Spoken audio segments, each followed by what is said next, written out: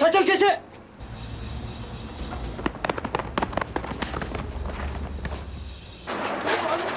경찰의 새벽 작전이 시작됐다. 작전명은 102. 야당 당사에서 3일째 농성 중인 YH 무역 여공들이 타깃이었다. 여공들의 숫자는 180여 명, 나이라고 해봤자 평균 20살 남짓이었다. 폐업한 회사를 살려보겠다고 감행한 신민당사 농성. 이제는 마지막이라는 심정으로 며칠 밤낮을 치열하게 고민하고 싸웠다. 하지만 공권력을 앞세운 진압 앞에 여공들은 너무나도 무기력할 수밖에 없었다. 폭력과 절규가 지나간 다음날 아침, 남은 것은 여공의 죽음이었다. 1970년 근로기준법을 준수하라고 외치며 분신했던 전태일. 그런데 전태일의 바로 옆에는 한 여공이 나란히 자리하고 있다. YH 사건 희생자 김경숙이다.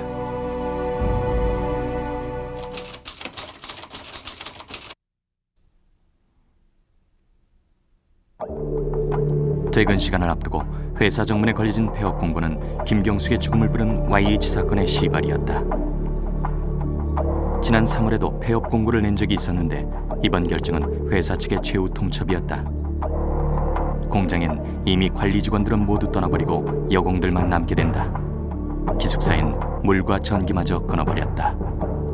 기숙사에서 계속 농성을 하니까 이쪽에서는 풀려는 의도도 있었겠죠. 그걸 뭐 음식물이라든가 물을 단수하고 단전을 하게 되면은 해체가 되지 않는가. 하지만 공장을 떠나는 여공은 아무도 없었다. 대신 그들은 편지를 썼다. 당시 YH 노조의 간부였던 김경숙도 광주에 있는 어머니께 편지를 썼다. 글도 제대로 모르는 어머니 앞으로 편지를 쓰기는 처음이었다. 보고 싶은 엄마에게. 내가 거주하고 있는 이곳 YH 무역은 굉장히 큰 회사랍니다. 돈 많은 회장은 미국으로 도망가고 없고 사장들은 자기들만 잘 살겠다며 지금 우리 근로자들을 버렸습니다. 회사 문을 닫겠다며 폐업 공고까지 내버렸답니다. 그러나 저희 근로자들은 비록 힘은 약하나 하나같이 똘똘 뭉쳐 투쟁하고 있습니다. 특히 엄마가 꼭 알아두어야 할 것이 하나 있습니다. 그것은 다른 게 아니고 우리 회사의 사장은 수단과 방법을 가리지 않는 나쁜 사람이어서 어떤 일을 꾸밀지 모르니 내 편지가 아니면 그 어떤 편지를 받더라도 믿지 말라는 것입니다. 편지 쓰기를 마친 경숙은 손가락을 깨물어 혈서를 썼다.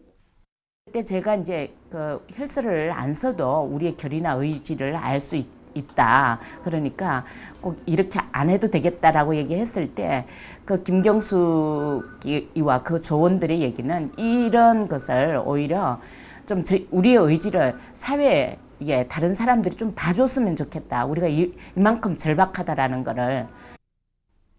하지만 공장 내부에서의 투쟁은 외로운 메아리에 불과했다. 경영진마저 버린 여공들의 소리를 들어줄 사람은 아무도 없었다. 벼랑 끝에 몰린 여공들이 선택한 마지막 수단은 신민당사 점거였다.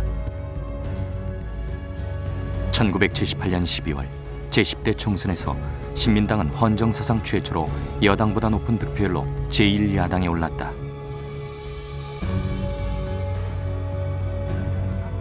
이듬해 5월 신민당은 전당대회에서 김영삼이 총재에 당선되면서 대여 투쟁의 강도를 높이고 있었다. 그래서 그때는 우리 그런 생각도 했죠. 신민당사에 가도 금방 끌려날 거다. 그럼 신민당사에 가서 끌려나면 우리가 어떻게 하겠냐. 그래서 거기서 그냥 우리는 못 나간다고 버티자. 이런 각오로 결정을 한 거거든요.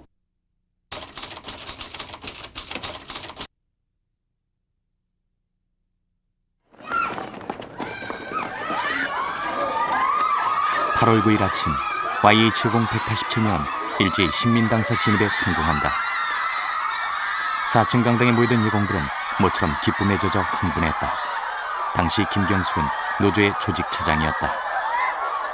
그 과정에 김경숙이가 그러니까 이를테면 사람들이 새로운 장소에 갔으니까 사람들이 이탈되지는 않을까, 아니면 다른 사람들이 혹시 우리를 또 뭐 이렇게 엄해하는 사람들이 옆에 있지는 않을까, 이런 측면을 전체를 관리하는 이런 과정이었다고 봅니다.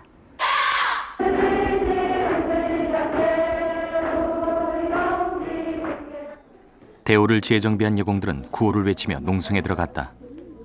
정당의 당사가 여공들에 의해 점거된 것은 사상 유례가 없었던 일이었다.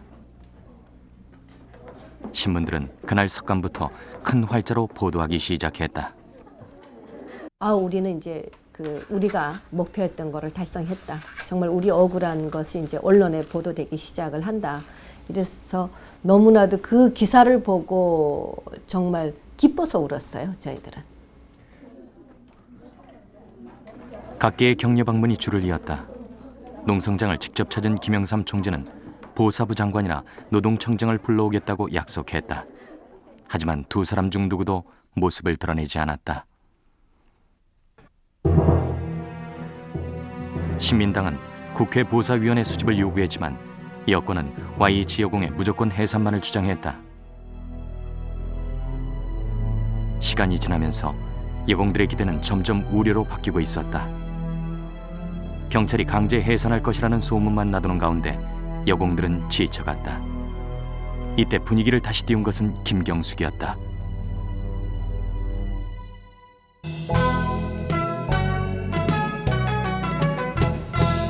울도 담도 없는 집에서 시집살이 3년 만에 시어머니 하시는 말씀 예약하며 누라가 진주남군 오실 터이니 진주남강 빨래 가라 진주남강 빨래 가니 산도 좋고 물도 좋아 우당탕탕 두들기는데 난데없는 말굽소리. 조직 차장이 나와서 이제 노래를 부르는 건데, 진주남봉가를 부르는데 아까도 말씀드렸듯이 대단히 우렁차게 부르고 씩씩하게 부르고 그리고 그 노래를 잘 불러요. 또 잘 부르기 때문에 사람들이 대단히 즐거워했고 기뻤다고 그럴까요? 이튿날 저녁이 되면서 경찰 병력은 당사 주변으로 집결했다. 여공들은 집회를 열어 고향의 부모 형제에게 마지막 예의를 갖췄다. 마지막 결임은 김경숙이 읽었다. 우리의 결의. 거리에 내쫓겨 올 데 갈 데 없는 우리들은 이제 정상화가 아니면 죽음이라는 구호를 외치며 우리 300여 명의 근로자들은 다음과 같이 결의한다. 관계부처는 이 문제를 더 이상 지연시키지 말고 즉각 해결하라. 우리의 정당하고도 정의로운 요구가 관철되지 않는 한 이 자리에서 한 발자국도 물러설 수 없으며 어떠한 죽음도 불사할 것을 엄숙히 결의한다. 1979년 8월 10일 YH무역 전 근로자 일동. 밤 11시 30분 모든 집회는 끝이 났다. 불안한 마음에 지친 여공들은 잠이 든다. 폭풍전야의 고요함이었다. 새벽 2시 진압이 시작된다.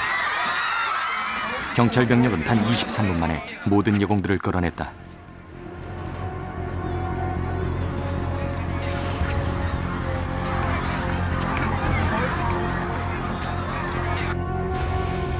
작전이 휩쓸고 지나간 신민당사는 폐허였다. 폭력이 비껴간 것은 김영삼 총재 한 사람뿐이었다. 노조지부장, 사무장, 부지부장은 진압 직후 바로 구속됐다. 국가보위에 대한 특별조치법 위반이었다.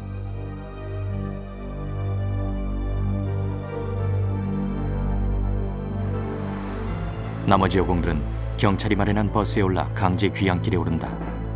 하지만 한 사람이 빠졌다. 고향에도 철창 속에도 없었다. YH 사건의 유일한 사망자로 기록된 김경숙.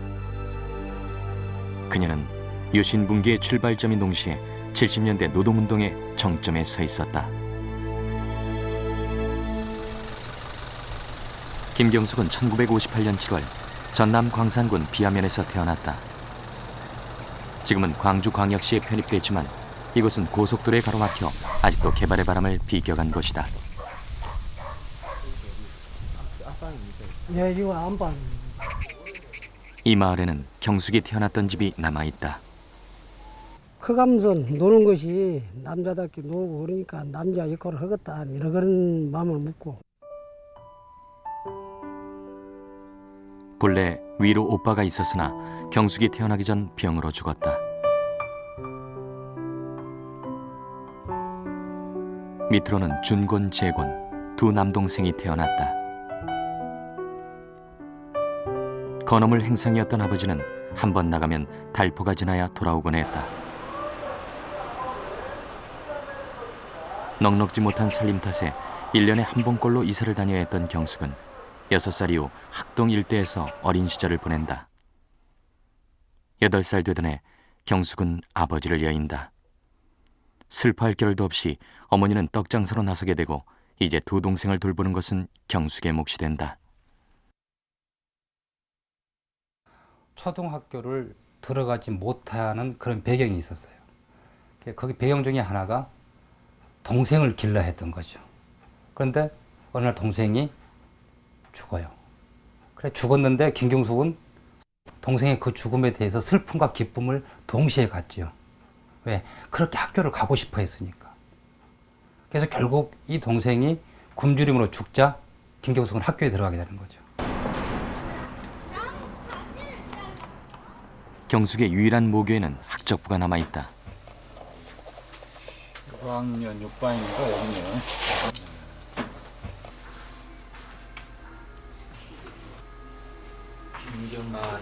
여기네요. 학적부에는 당시 경숙의 가정 상황이 상세히 기록돼 있다. 홀어머니의 큰딸로서 가사를 아동 자신이 도우며 어머니는 행상을 하여 좁은 새방을 얻어 겨우 생계를 유지하고 살고 있으나 교육 관심은 있는 편이다. 결석이 잦은 편이었는데 집안일을 도와야 했기 때문이었다. 어렵게 들어간 학교였지만 기성회비도 제대로 내지 못하는 경우가 많았다. 초등학교를 졸업하면서 경숙은 중학교 진학을 포기한다. 남동생 준곤 하나 가르치는 것도 벅찬 가정 형편 때문이었다.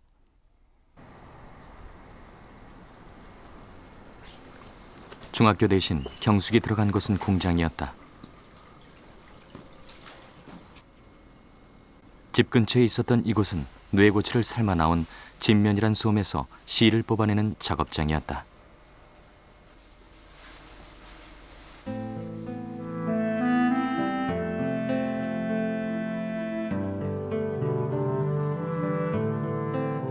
(6학년) 겨울방학부터 경숙은 이곳에 와서 일하게 된다. 40여 명의 직공 중 경숙이 가장 나이가 어렸다.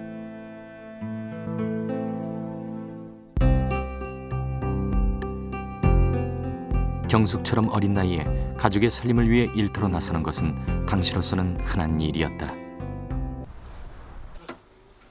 뇌고치 공장에서 겨울을 난 경숙은 광주 양동의 봉제 공장으로 옮겨간다. 봉제 견습공 생활이 시작된 것이다.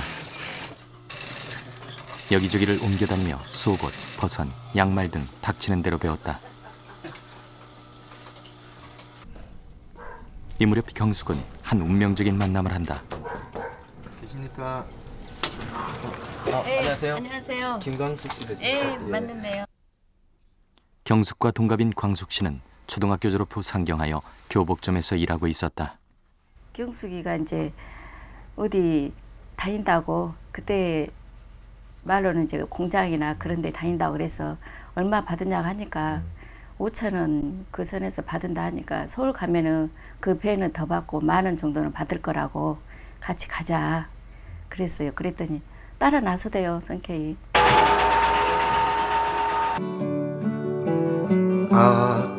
아침이면 찾아와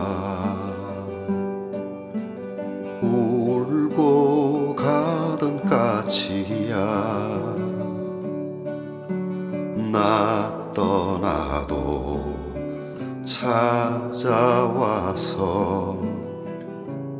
우리 부모 위로하렴.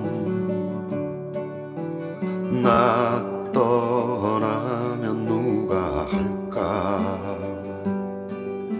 늙으신 부모 모실까. 서울로 가는 길이 왜 이리도 멀으냐.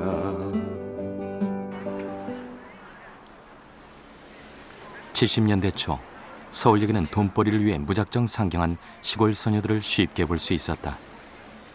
농경사회에서 산업사회로 막 넘어오던 시대, 이들을 처음 받아준 것은 봉제 하청 공장이었다.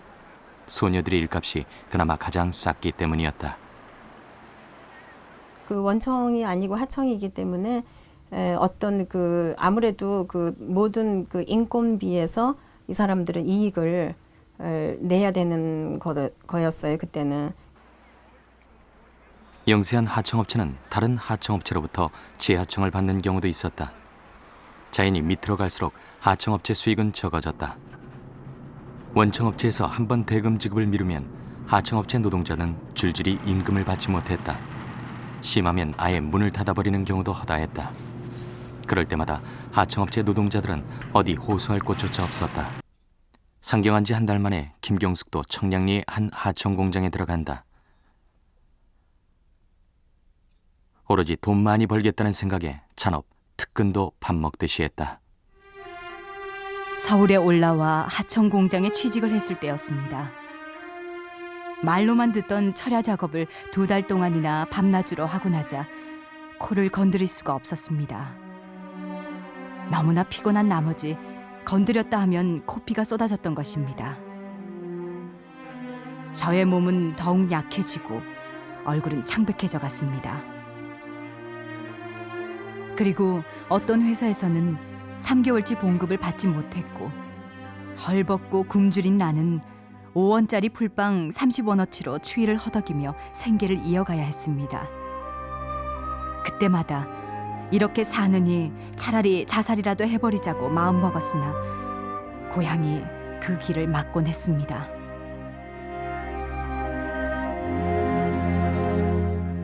자살길을 가로막은 것은 동생이었다. 오빠나 남동생을 위해 누나와 여동생이 희생하는 것은 숙명이라고 여기던 시대였다. 사랑하는 동생 중곤에게 누나가 일하는 공장이 앞으로 문을 닫을지도 모른다고 하더구나. 이 소리를 듣는 순간 누나의 가슴이 어찌나 떨리고 다리까지 후들후들 떨리던지. 그래서 하는 말인데 당분간 누나가 돈을 보내지 못하더라도 눈 빠지게 기다리지 말았으면 한다.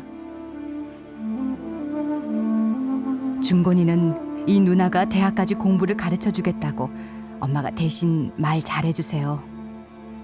이 누나가 살아가는 이유이기도 하니까요. 누나가 없었으면 어떻게 보면은 학교를 못 다녔을 거예요.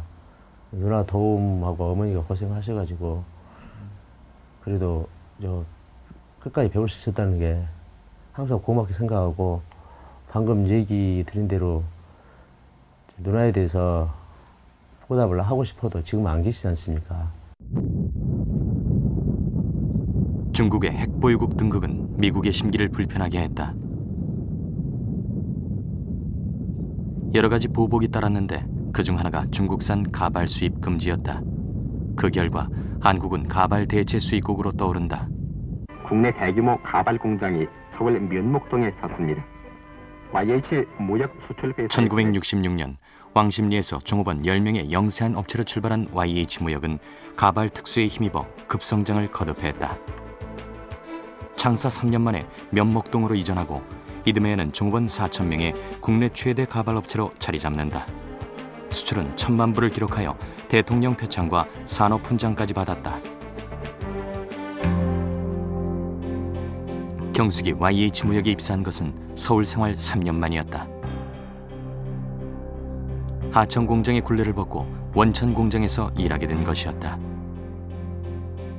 이제 이름도 없는 하청업체의 견습공이 아니라 이름만 들어도 다 아는 수출 회사의 당당한 직공이 된 것이다.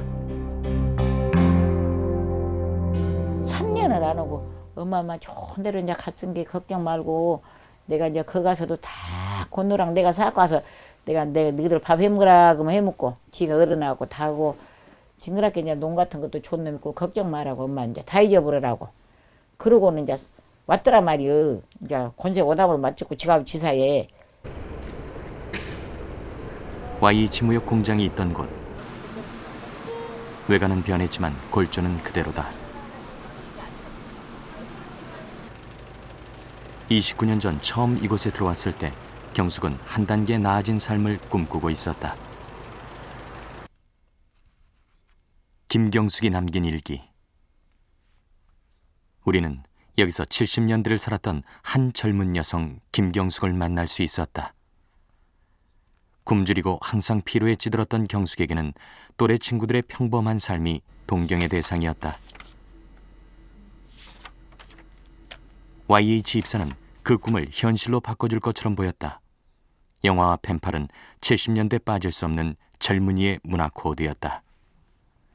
주간 중앙 펜팔에 엽서를 띄워 많은 편지를 받아보았다. 그중에 서신 교환하다가 오늘 친구 순자와 바로 약속 장소에 나가서 한상진을 만나 대화 나누고 대한극장에 들어가게 되었다. 나에게는 남성의 세계를 아직 모르고 있어서 궁금한 것들을 주고받으며 영화 구경을 하다 순자와 극장 밖을 나와 자신이 생각한 것보다 남자는 옹졸하여 실망을 하게 되었다. 펜벗이란 만나면 이별이란 말이 맞는 걸 느꼈다. 그동안 유보해 두었던 여성으로서의 삶도 소중한 것임을 깨닫는다. 한탄강에 갔었던 사진이 다 나왔다. 많은 기대를 하였는데 막상 바라보니 여자의 미를 찾아볼 수 없도록 보기가 흉했다. 너무나 나의 몸에 신경을 쓰지 않은 일이라 반성하며 이 순간부터 조금씩 고쳐나가며 에티켓을 배울 수 있도록 적극적인 마음 가지리라.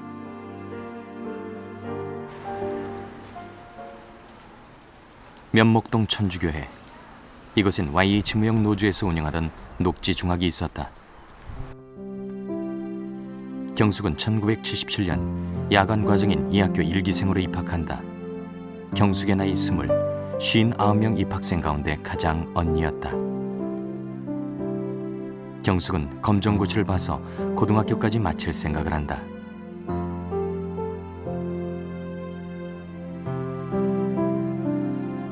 당시 경숙의 일기를 보면 배움에 대한 의욕으로 가득 차 있다.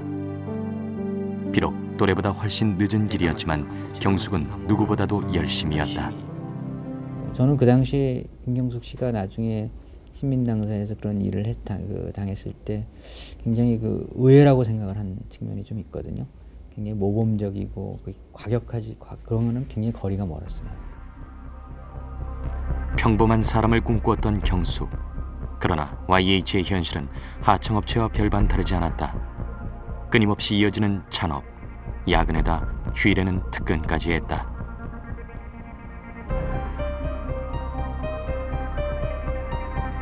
오늘은 새벽 4시까지 잠도 자지 못하고 일해야 했다.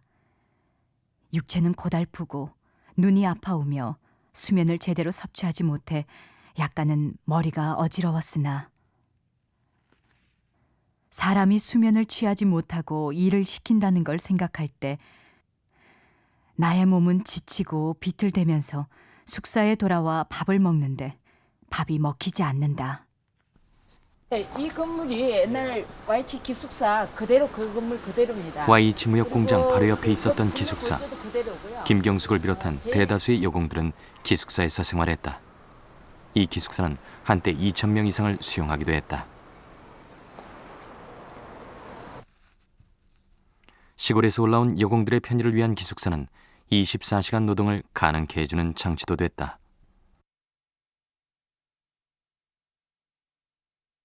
수출 사업이기 때문에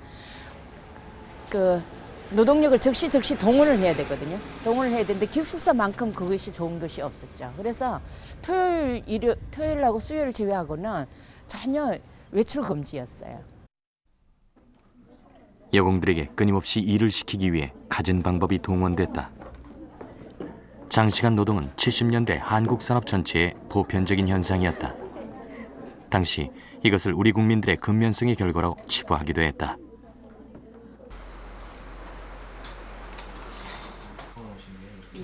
장시간 노동에도 불구하고 임금은 형편없었다. 74년 YH 무역에 입사해 79년까지 가발을 만들었던 고용란 씨. 고 씨는 5년 동안 받은 월급 봉투를 모아두고 있다. 고 씨가 YH 무역으로부터 받은 월급은 한 달 평균 28,805원이었다. 이것은 최저 생계비에도 훨씬 못 미치는 수준이었다. 당시 노총이나 정부에서 발표한 자료에 의하면 1인당 최저 생계비는 32,000원 정도였다. 저 같은 경우는 이제 기술자였기 때문에 이 정도 받는 거고 이보다 훨씬 못 미치는 월급들이 많았어요. 장시간 노동에 저임금을 가능케 했던 것은 도급제다. 도급제란 일정 단가를 정해놓고 노동 성과에 따라 임금을 지급하는 방식이다. YH 무역과 같은 가발업종의 경우 주로 도급제로 운영됐다. 문제는 너무 낮은 단가였다. 이 낮은 단가를 메우는 방법은 작업량밖에 없었다. 여공들의 경우 남녀 차별이란 또 하나의 멍해가 있었다. 같은 일을 하더라도 여공은 남자에 비해 적은 돈을 받았다.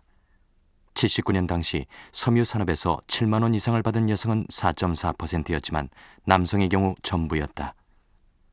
그 결과 여성은 남성 임금의 절반도 받지 못해 조사 대상 22개국 중 최하위였다. 하지만 여공들은 가족의 실질적인 가장 역할을 하는 경우도 많았다. 경숙의 경우도 월급 중 절반 이상이 동생 학비와 생활비로 송금되고 있었다. 적자의 원인이 경영부실에 있다고 봐야 할 것입니다. 그러나 경영자가 일부러 그러는 것은 아니지 않습니까? 하려고 노력은 하지만 안 되는 것을 어떻게 합니까? 그래서 그 손실을 노동자의 임금에서 메꾸려 하십니까? 그럼 어떻게 합니까? 아버지가 돈이 없는데 자식의 용돈을 올려줄 수 있습니까? 아니, 어떻게 당장 먹고 살 생계비를 용돈과 비교할 수가 있습니까? 농촌에서 이제 중학교 마치고 온 여성들이 많았기 때문에 이 사람들을 그러니까 뭐 온전한 급여를 줘야 된다고 기업은 생각하지 않았을 거예요. 그러니까 아까 얘기했잖아요. 최저임금을 또 못 미치는 것을 주는 거는 바로 기업주 사고가 이 사람들은 온전한 임금이 아니라 그냥 부하급 정도로만. 박정희 대통령은 1971년 12월 6일 정부 대변인 윤주영 문화공부부 장관을 통해 국가 비상사태를 선언했습니다. 장시간 노동과 저임금에도 불구하고 유신시대 노동자들의 권리는 억압받았다. 국가보위에 대한 특별조치법에서 단체 교섭권, 단체 행동권의 행사는 행정관청의 조정에 따르도록 했다. 이는 사실상 두 권리를 봉쇄하는 수단이었다. 또한 산별노조 체제를 채택, 노조를 어용화시켜 단결권마저 제약했다. 1970년 전태일의 분신은 암흑 같은 노동 환경 속에 한 줄기 빛을 주었다. 그해 11월 청계 피복 노조를 시작으로 이른바 민주노조가 설립되는데 그 중심에 여성 노동자가 있었다.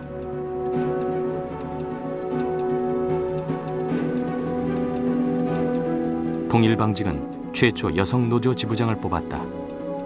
이를 계기로 사업장마다 여성 지부장들이 곳곳에서 배출된다. 남성들이 지배하던 노동운동판에 여성들이 당당하게 나서 여공들의 이익을 대변해 나갔다.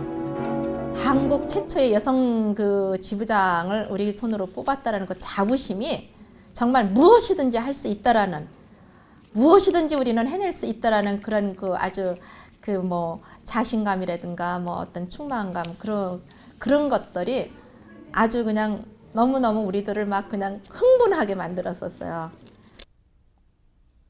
산업체 부설학교.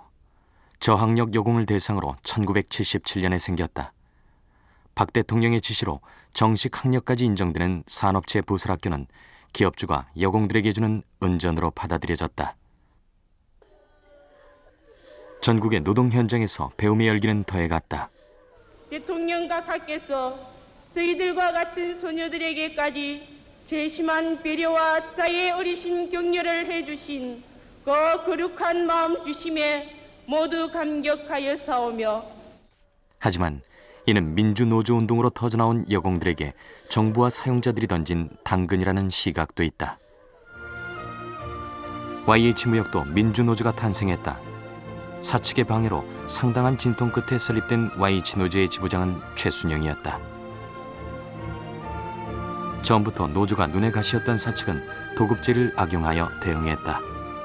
노조 활동이 활발한 팀에게는 일거리를 주지 않고 하청으로 돌렸다. 최저임금제도 없었던 시대, 일거리를 받지 못한 여공들에게는 치명적이었다. 일거리가 없으니까 일단 한 달 월급을 못 한다고 생각을 해보세요. 생활이 안 되는 거죠. 이 서울에 와서 누가 아는 사람도 없고 정말로 어렵죠. 당시 기업주에게 여공들의 현실은 관심밖이었다. YH무역의 설립자는 빼돌린 외화로 미국의 호텔, 백화점에 투자했다는 의혹을 받고 있었다. 또한 현지 무역회사를 차려 YH무역의 제품을 수입 판매했는데 대금 결제를 지연시켜 회사 재정에 타격을 주었다. 무리한 사업 확장도 있었다.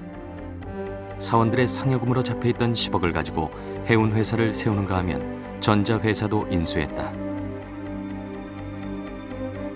여공에게 돌아갈 이유는 하나도 없었다. 저는 그 YH가 우리나라의 그 기업의 어떤 그런 모순 이런 거에 하나의 모델이 아닐까 하는, 그렇게 돈을 벌었으면 재투자를 하거나 이런 것이 아니라 기업의 그 사장들이 자기 또 이익을 챙기고 이런 부분에 대해서 돈을 빼돌리고 외국으로 도피시키고 이런 하나의 그런 어떤 구조. 노조 사무실에 한 장의 문서가 날아든다. 가발 생산과의 지방 이전. 정부 시책에 따라 면목동 공장에 줄이긴 가발 라인을 지방으로 옮기겠다는 것이었다. 이전 장소는 충북 옥천군 청산면. 네. 옛날 그대로 보여요. 야, 그대로 뭐 하나도 변경된 거 없죠. 하루같이 이곳은 YH무역 설립자의 또 다른 가발 공장이 있던 곳이었다. 이곳으로 가발 생산 라인을 이전한다는 발표가 나자 사흘 만에 가발 생산과 500명 중 430명이 사표를 낸다. 그러나 당시 공장 인근 주민들은 본사 이전에 대해 전혀 몰랐다고 한다. 이전한다 소리는 안 했어요. 전혀 이전을 할 것이가 없었고, 본사에 대해서는 전혀 여기에 오기나 이런 것도 없었고. 당시 공장 관계자 역시 서울 YH무역 공장의 이전에 대해서는 전혀 들은 바 없다고 했다. 이게 쉽게 말해서 서울 공장에서 노조 애들이 쉽게 말씀 많으신 종업 애들이 그러니까 이제 그걸 아마 분산시키건 방법을 했으라는지 모르지 그랬다가. 뒷날 YH 사건의 발단이 된 청산 공장 이전은 2달 만에 회사 측이 자진해 철회하게 된다. 하지만 수백 명의 여공이 이미 회사를 떠난 뒤였다. 그러니까 회사에서는 자동적으로 회사를 옮겨간다 그러면은 해고가 아니고 그냥 지네들이 스스로 알아서 다 사표를 낼 거니까 그걸 노린 거죠. 그리고 안 옮겨갔죠. 당시 YH무역은 경영난에 허덕이고 있었다. 가발 경기 퇴조도 한몫했지만 무엇보다도 무리한 확장에 따른 자금 압박과 부실 경영이 원인이었다. 이제 서서히 사업을 접어야 한다고 판단한 경영진에게 여공들은 처치곤란한 존재일 뿐이었다. 청산 공장 사건을 계기로 회사는 자주 휴업을 하며 여공들이 스스로 떠나게 유도한다. 당시 일기에는 이를 지켜보는 경숙의 심정이 표현돼 있다. 본 공장을 돌려라. 고용 완전 찾자.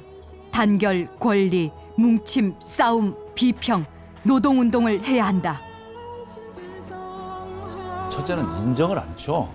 마음속으로 우러나는 대화 파트너로서 운영의 파트너로서 인정을 안 하기, 않기 때문에 각 곳에서 여러 가지 곳에서 그런 마찰이 자꾸 생겼죠.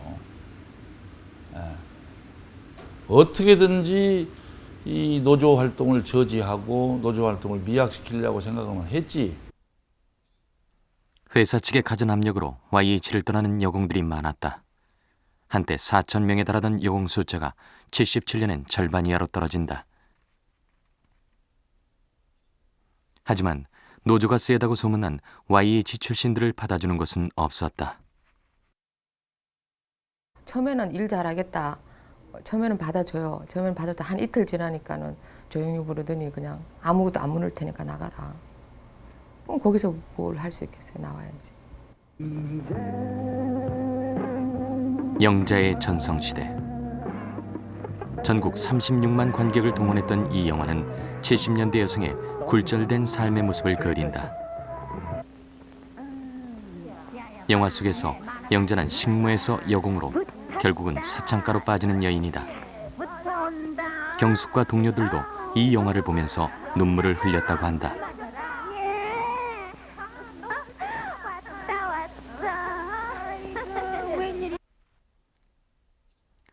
YH를 나온 여공 중에는 중랑천 뚝에 몰려있던 뚝방이란 술집으로 빠지는 이들도 있었다. 이런 동료들의 신세를 생각하며 부른 노래. 그날 밤 극장 앞에서 그 역전 캬바레에서 보았다는 그 소문이 들리는 순이 석유불 등잔 밑에 밤을 새면서 실패 감던 수미가. 그러니까 YH 여공 그 전에 일했던 그 사람들을 통해서 오게 됐다고 얘기를 하는데 거의 다라고 얘기를 했어요. 그러니까 한 80%, 80-90%는 다 YH에서 일했던 친구들이다 이렇게 얘기를 할 정도로 대거 많았었고. 부도덕한 기업주와 떠나는 동료들을 지켜보면서 경숙은 변하고 있었다. 예, 여기가 동일교회 야학이었거든요. 그 YH 직장에 다니던 여성들이 그 야학 공부. 1978년에 시작된 동일교회 야학은 YH 노조 대의원을 중심으로 노동 문제에 대한 바른 인식을 위해 시작됐다. 사회, 경제, 역사, 노동 과목을 중심으로 서로 토론을 벌이며 개인이 느끼고 자각한 것을 공유했다. 당당한 산업전사로 다시 태어나는 여공들. 그 중에 김경숙이 있었다.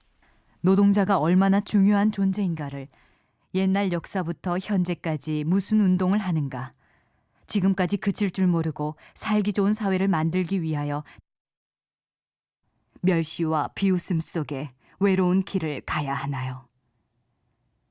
세월은 어김없습니다. 우리들은 그동안의 자신의 길을 다시 한번 생각해 볼 필요가 있지 않을까요? 못 배우고 가난하고 어렵게 사는 이런 평범한 사람이 오히려 이제 역사의 주인이다. 우리 권리를 스스로 찾는 과정에서 우리 주인으로서의 우리 이제 의식을 깨달아갈 수 있다 이런 얘기를 했을 때 자기는 이제 그게 제일 소중하게 자기한테 와닿는 말이다. 동일 야학에서 마련한 노동절 행사. 이날 여공들은 김민기의 공장의 불빛을 변형시켜 무대에 올렸다. 여공들은 문화활동을 통해서 인식의 폭을 넓혀갈 수 있었다. 그리고 여기에 대학생들이 함께했다. 이론에 메말랐던 전태일이 대학생 친구가 있었으면 좋겠다고 말했던 것이 사후에 알려지면서 대학생들도 노동 현장에 뛰어들기 시작할 때였다. 이것도 의식화라면 의식화일 텐데 그 사람들이 갖고 있는 생각에 그 사람들이 배울 수 없었던, 배우지 못함으로써 좀 더 사회를 구조적으로 체계적으로 이해할 수 없는 거에 대해서 저희가 좀 도움을 주었다, 뭐 이렇게 생각을 합니다. 78년 김경숙은 노조 대의원이 된다.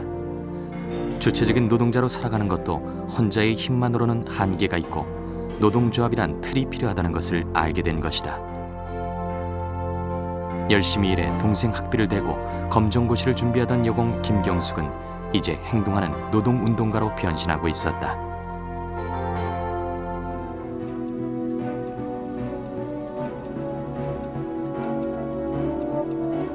저들 거만하게 자랑하는 많은 재산들, 어림도 없다. 새 세계를 건설하도록 큰 힘 주는 조합 단결하라. 언제든지 단결하라. 언제든지. 민주노조운동 동지회. 지역별로 70년대 불길처럼 타올랐던 민주노조운동의 주인공들은 우리의 노동운동사에 큰 획을 그었다. 인건비를 가져가셔야 돼요. 70년대가 지나간 지 25년이 지난 지금까지 이들이 서로 동료의식을 가지고 있는 것은 정권이나 사용자에 의해 부당한 탄압을 받은 경험을 공유하기 때문이다. 1978년 동일방직 노조 대의원 선거 이래 사측 행동대원들이 노조 사무실에 난입, 인분을 뿌린다.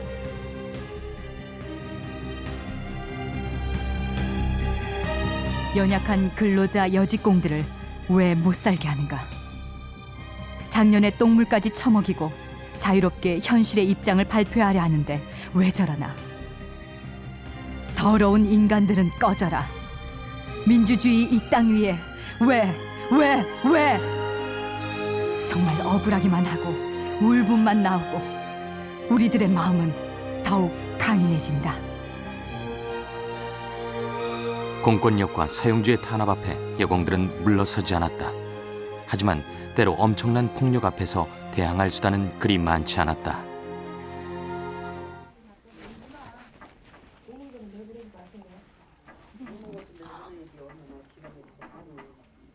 처녀가 옷을 벗으면 잡아가지 못하겠지. 최소한의 양심이 있다라면 전투경찰도 그렇고요. 모든 사람들이 그 18, 19, 20, 21살이 된 아가씨한 몸에 설마 손을 댈 수 있으랴. 그런 단순한 생각이었어요. 근데 그건 저희들 착각한 거죠. 다 잡혀왔습니다. 민주노조운동이 거센 탄압을 받자 연대가 필요했다. 70년대 후반 노동자들과 지식인을 연결하는 고리가 된 크리스찬 아카데미 교육에 김경숙도 YH 노조 간부의 일원으로 참가한다. 크리스찬 아카데미는 한국 사회 모순의 해결을 위해 노동자, 여성, 농민 분야 중간 간부 양성에 주력하고 있었다. 가슴속에 하고 싶은 말이 꽉 차 있는데 꽉 차 있는데 이걸 어떻게 이렇게 표현할 수 없는 어떤 그런 조건 속에 있었는데 그러다 보니까 이제 우리 이 교육이 바로 그 사람들이 자기들이 말로서 표현하고 싶어하는 어떤 그것을 일종의 대변해주는 형태의 교육 내용. 크리스찬 아카데미를 통해 자기 회사의 문제가 자신들만의 문제가 아님을 깨닫는다. 사회구조에 문제가 있었던 것이었다. 정부는 크리스찬 아카데미에게 철퇴를 가한다. 사회주의 국가 건설을 획책하고 용공교육을 시킨 혐의로 당시 간사였던 김세균, 한명숙 등 7명을 구속했다.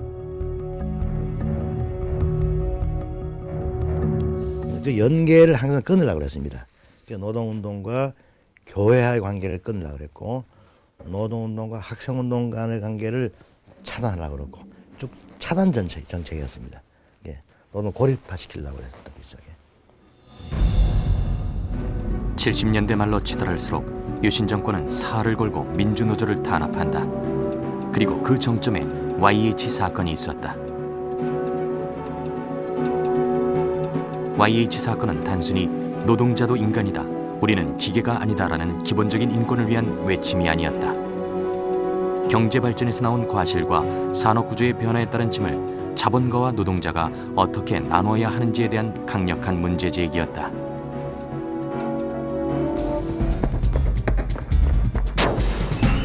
1979년 8월 11일 YH 여공 김경숙의 죽음 이후 현대사의 맥박은 빨라진다.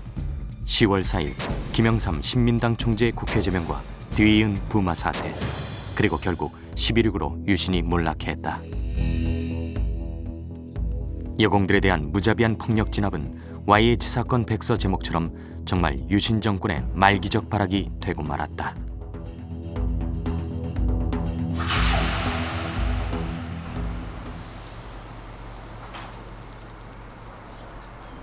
광주광역시 동구 서태동.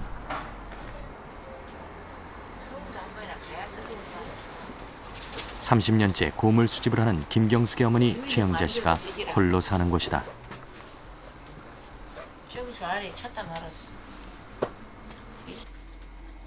자식 넷을 낳았지만 남은 것은 아들 하나. 이제 장가를 보내고 손주도 얻었다. 경숙이 죽은 지 26년이 지났건만 최 씨는 아직 경숙의 물건을 간직하고 있다. 이렇게. 내가 우리 경숙이 두고두고 역사 놔둔 것은 내가 이거밖에 없어. 이게 뭐죠? 그 해수욕 가면 해수욕 가면 둘이고 모여고 하고 있는 거. 그러니까 우리 경숙이 울프면 요것 하나 살았고 있어. 그것이 두고두고 역사예요. 이거 보실 때마다 어떤 생각이 나십니까? 가슴이 아프지. 요놈 둘이고 모욕했다 싶고 해수욕 가갖고. 그래도 다른 옷은 다 꼬실라 했지 요것을 내가 놔뒀더라니까. 가르친 선생님하고 같이 했거든요. 최영자 씨가 가장 안타까워하는 것은 경숙이의 정확한 사인을 아직 모른다는 것이다. 사망 당시 가족들조차 시신의 상태를 제대로 볼 수 없었다고 한다. 사진기가 있어가지고 하나 찍어준 거거든요. 딸이 찍어줬어. 누나 자살을 애기가 아니야. 어째 자살 애기가 아니면 저는 어쨌든 돈 벌어갖고 와서 죽어도 강주 와서 산다겠어. 서울은 공기가 안 좋은 게 돈 벌어갖고 나는 강주 와서 살아 그랬어. 그리고 나를 못 잊고 동생을 못 잊고 지가 돈 벌어갖고 이제 시집이라도 잘 가면 동생 잘 가르치고 저는 이제 해 살겠다 했는데 무엇을 자살을 해. 자살해력이 아니야. 경찰 최종 발표는 진압 시작 30분 전에 혼자 투신했다는 것이었다. 2번이나 번복한 끝에 나온 결론이었다. 하지만 이것을 그대로 믿는 사람은 많지 않다. 당시 신민당을 중심으로 경찰 발표에 대한 수많은 의혹이 제기됐지만 뒤이은 정치적 격변 속에서 김경숙의 죽음은 역사에 묻혀버렸다.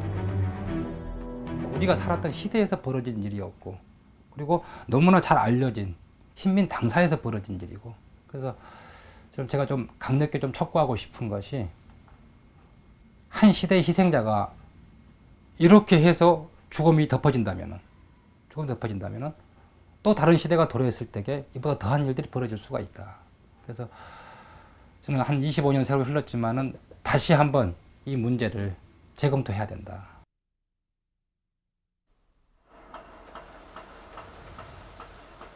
모란공원 열사묘역 중턱에 자리 잡은 김경숙의 무덤.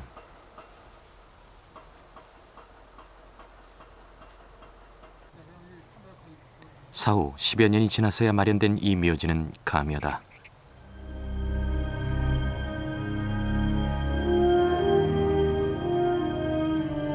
당시 김경숙의 시신은 화장을 해서 고향 땅에 뿌려졌기 때문이다.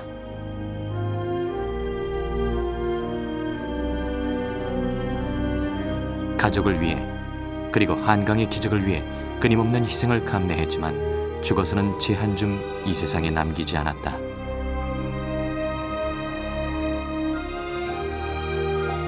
사회가 그들을 공순이라 낙인 찍었을 때 당당한 여성 노동자로서 살아가는 것이 얼마나 소중한 것인지를 몸으로 보여주었다. 22살 여공에게 우리 현대사가 진 빚은 너무나 크다. 70년대의 고도 성장, 그리고 유신의 몰락은 수많은 이름 없는 김경숙에 의해서 만들어진 역사였다.